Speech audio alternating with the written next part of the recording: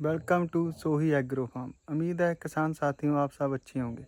सबसे पहले किसान साथियों मैं आपसे माफ़ी मांगना चाहता हूं कि मैं काम में इतना स्टक हो गया था पॉली हाउस के कि मैं ब्लॉग नहीं बना सका। आज की वीडियो में मैं 20, 21, 22, 23 लगातार 4 दिन का ब्लॉग बनाकर आपको रिव्यू दूंगा कि 4 दिन हमने हमारी ककम्बर क्रॉप में क्या किया। किसान साथियों, जो 20 तारीख थी उससे पहले हमने 19 एनपीके दिया था 19 को। 20 को हमने 12 61 1261 1 kg हमारे पॉली हाउस को, हमारी क्रॉप को दिया था। उसके बाद जो हमने किसान साथियों, जब मैं सुबह स्कॉटिंग करता हूँ, सबसे पहले किसान साथियों आपने पॉली हाउस में स्कॉटिंग कैसे करनी है। देखिए, कई लोग क्या करते हैं, जो हमारे पॉलियोस नेटवर्स में आते हैं, एक लाइन देखते हैं, दूसरी रो देखते हैं, चले जाते हैं, अभी स्कॉटिंग डन होगी। स्कॉटिंग हमेशा जग जग वे में होती है। जैसे जो फर्स्ट डोम आ गया उसमें आप 3 प्लांट उठा लीजिए, लगभग 2-3। सेकंड डोम में 1-2 उठा लीजिए। अगर आपका 1 एकड़ पॉली हाउस है तो लगभग 4-4 बेड छोड़कर, 3-3 बेड छोड़कर जग जग वे में आप अलग अलग प्लांट देखिए, तो आपको बहुत अच्छे से जो स्कॉटिंग है वो होगी। जो हमारा बाकी पॉली हाउस में इतनी प्रॉब्लम नहीं है, पर जो बैक साइड थी लास्ट वाली रो के पास, हमारे वहाँ पर कैटापिलर अटैक बहुत था। और आप मेरे पीछे वो सेलो टेप देख रहे हो, ये हमारे मौसम बहुत ज़्यादा ख़राब हो गया था। हमारे राजस्थान, हरियाणा, पंजाब में अभी कल 2 दिन भी बहुत तूफान आने वाला है। बारिश लगातार 10-10 घंटे बारिश है और तूफान है। इससे पहले तेज़ हवा आई थी, तो ऊपर हवा बढ़कर जो हमारी रोलिंग शीट है उसमें हवा एंटर हुई थी और वो ऐसे ऐसे पॉलियोस को लग रही थी। हमें लग रहा था कि फट ना जाए, इसलिए सेफ्टी के लिए हमने ये सेलो टेप लगाई है, ये डक्ट टेप है कि जो हमारी हवा इसके अंदर एंटर ना हो सके। एक तरह से रोलिंग शीट जो होती है, ये थोड़ा सा फटने का डर रहता होता है। पॉलियोस के अंदर इतनी प्रॉब्लम नहीं आती है। अगर ज़्यादा ही वेदर ख़राब हो तो भगवान के सामने क्या टिकता है, कि ये तो एक स्ट्रक्चर है, बड़ी बड़ी बिल्डिंगें नहीं रहती।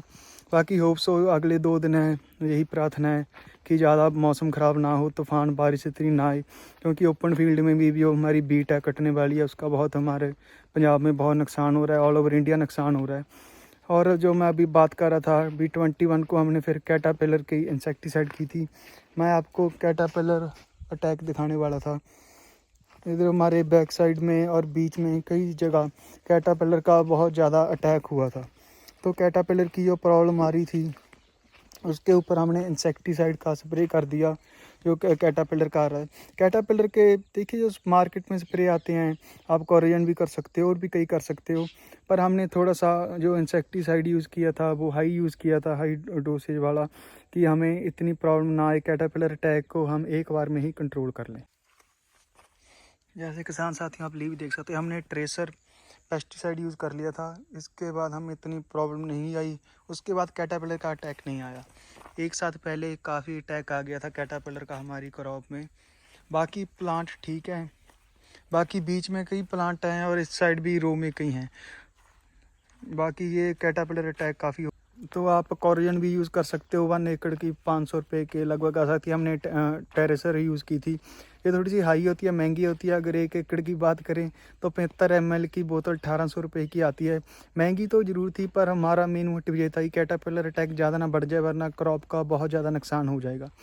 तो हमारा 21वां दिन इसमें चला गया। 22वें दिन हमने देखा कि जो बेड हैं थोड़े से गीले ज़्यादा हैं, तो उस दिन हमने ब्लू कॉपर दे दी थी। किसान साथियों, ब्लू कॉपर देने का हमारा यही मकसद था कि बेड ज़्यादा गीले हो जाएं, तो उनको गीले होने के कारण जो प्रॉब्लम आती है फंगीसाइड या कुछ और ना आए। पर अभी देखा कि बेड सूखने लग गए, क्रॉप पानी मांग रही है।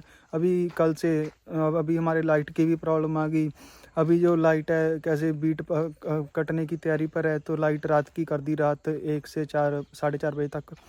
तो आज मैसेज लेट मिला था, हमने लेट चेक किया, तो आज पानी दे नहीं सके। तो कल सुबह कह लीजिए या रात कह लीजिए, रात 3 बजे आकर अभी पानी देना पड़ेगा। बाकी देखते हैं किसान साथियों क्या बनता है। और इसके साथ अगर मैं बाकी इंसेक्ट का अटैक बोलूँ, तो बाकी वाइट फ्लाई नॉर्मल सी लगी थी, वो हमने एक बार स्प्रे कर दी थी मक्खियों वाली, उसके साथ ही वो काफ़ी कंट्रोल में आ गई।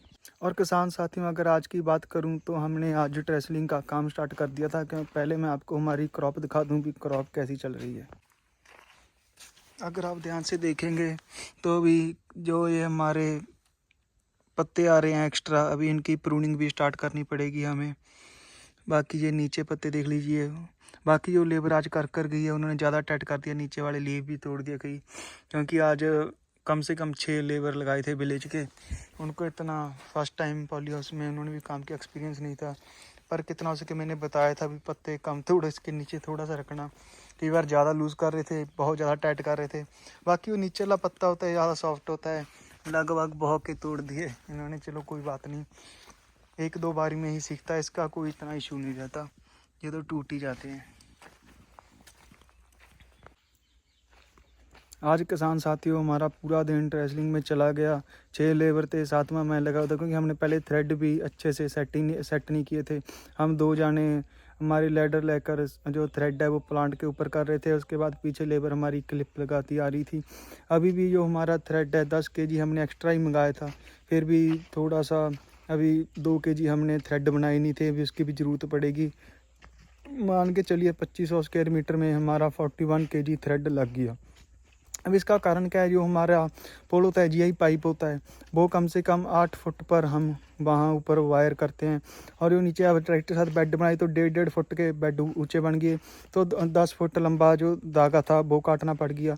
अभी ऐसा तो नहीं अब 10 फुट ही काटेंगे, ऊपर तो थोड़ी सी टाई भी करते हैं हमने, ऊपर जो हमारे हुक्का वो लगाए नहीं थे। फिर नीचे भी थ्रेड ज़्यादा लंबे रह गए, तो कम से कम 10.5-11 फुट का लेंथ का हमने नॉर्मल जो थ्रेड था उसकी कटिंग की थी। अगर हम हमारे स्टिकी ट्रैप की बात करें, मैं आपको वो भी एक बार दिखा देता हूं। और मैं फिर से आप सभी किसान साथियों से माफ़ी मांगना चाहता हूं कि 4 दिन का ब्लॉग आज मैं एक साथ बना रहा हूं, पर थोड़ा सा मैं ज़्यादा बिजी हो गया था। मन तो बहुत कर रहा था कि रोज़ आपको अपडेट देते रहें कि हमारे फार्म में क्या हो रहा है, पर मैं कोशिश करूंगा कि आगे ऐसी प्रॉब्लम ना आए। बाकी आप भी भगवान से आस कीजिए कि कल को जो वेदर इतना ख़राब दिखा रहा है, हार्श दिखा रहा है, वो ना हो और हमारा कोई डैमेज ना हो, कोई नुकसान ना हो, ओपन फील्ड में भी और हमारा इंडोर में भी। बाकी हम क्या किसान साथियों क्या कह सकते हैं, ये तो कुदरत है, जो होना है वो तो होना ही है। तो चलिए आपको मैं स्टिकी ट्रैप दिखा देता हूँ। ये नॉर्मल हमारा थोड़ा सा इंसेक्ट का अटैक रहता है। अभी कोई निम ऑयल की हमने स्प्रे की नहीं, वो भी आप कर सकते हो और सेफ भी रहती है। बाकी अब थोड़ा सा व्यू अच्छा आ रहा है, अभी सबकी ट्रेसलिंग हो गई, थोड़ी थोड़ी भीड़ आ जाती है वो निकाल दी थी। बाकी आप देख सकते हो थोड़ी सी साफ़ सफाई करनी रहती है। बाकी थ्रेड बीच बीच में कोई प्लांट रह गया, वो थ्रेड कम पड़ गए थे उस रो में, तो भी वो बाद में हम कल को सुबह लगा देंगे आकर कितने कम पड़ गए। और बाकी किसान साथियों, मैं आपसे रिक्वेस्ट करना चाहता हूं कि अगर आपने सोही एग्रो फार्म को सब्सक्राइब नहीं किया है तो प्लीज़ आप सोही एग्रो फार्म को सब्सक्राइब कीजिए और हमारे चैनल को किसान साथियों के साथ शेयर कीजिए जिन्हें green house farming, protective farming में इंटरेस्ट है और वो प्रोटेक्टिव फार्मिंग के रिगार्डिंग पूछना चाहते हैं। अगर किसान साथियों आपने किसी भी क्रॉप पर कोई इंसेक्ट अटैक के रिगार्डिंग पूछना है या गाइडेंस लेनी है भी हम भाई क्या कर सकते हैं, तो प्लीज़ आप कमेंट कीजिए। मैं कोशिश करूंगा जल्द से जल्द कमेंट का रिप्लाई देने की और किसान साथियों आपकी ज़्यादा से ज़्यादा मदद करने की, क्योंकि हमारा यूट्यूब चैनल बनाने का मेन मोटिव यही था कि हमारे किसान भाइयों को कितनी भी प्रॉब्लम आ रही है फील्ड में वो ना आए, और जो हम गलतियां हमारी क्रॉप में कर रहे हैं वो आप ना कीजिए, और आप जब अपना खुद का प्रोटेक्टिव फार्म ओपन कीजिए, आपको सभी चीज़ों की अच्छे से गाइडेंस हो। And thank you so much.